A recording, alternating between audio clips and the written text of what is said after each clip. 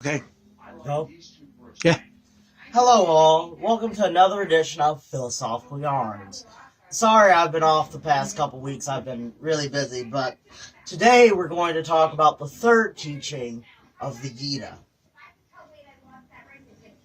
and which is titled Discipline of Action. In the first verse, Arjuna asks, if you think understanding is more powerful than action, why, Krishna, do you urge me to do this horrific act? Krishna then tells Arjuna that a man cannot escape the force of action just by abstaining from action, meaning that you can't escape the game of life just by not playing.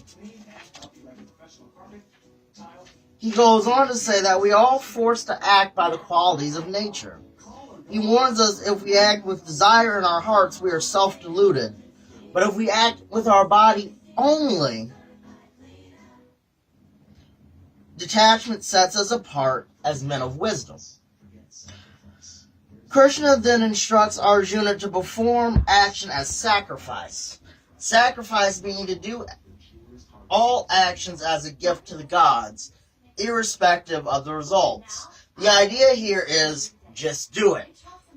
Krishna says creatures depend on food, food comes from rain, rain depends on sacrifice, and sacrifice comes from action.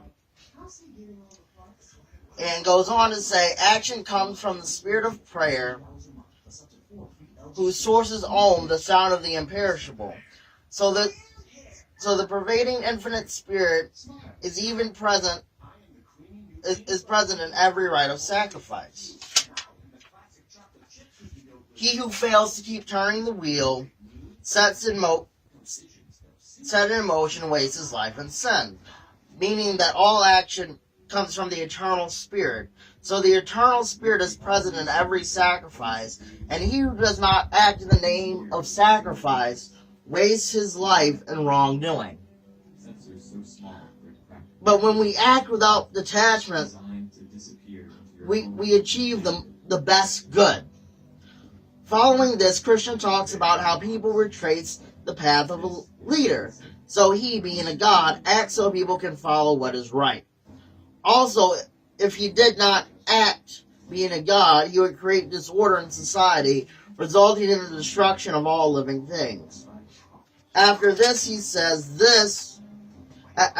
tells Arjuna, as the ignorant act with attachment, Arjuna, wise men should act with detachment to preserve the world. Krishna then begins to talk about how actions are affected by the qualities of nature or the universe. And someone who thinks I've acted and is attached to the actions is deluded. But one who knows the qualities depend on other qualities is detached and should not get upset when men of partial knowledge act.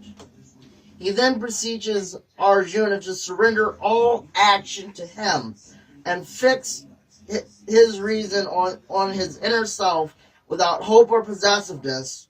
Your fever subdued, fight the battle. Men who follow my thought are freed even by their actions, meaning that when you surrender your actions to Krishna, you are free even when your actions backfire on you. Krishna then begins to tell Arjuna about how attraction and hatred are in every action. But one must be aware of this and act with detachment. On top of this acting with detachment, one must perform their own duty, which at this time was determined by caste. Krishna is saying it is better to die in one's own duty. Another man's duty is perilous. After this monologue, Arjuna asks Krishna what makes man do evil. And the simple answer to this is desire, which obscures knowledge.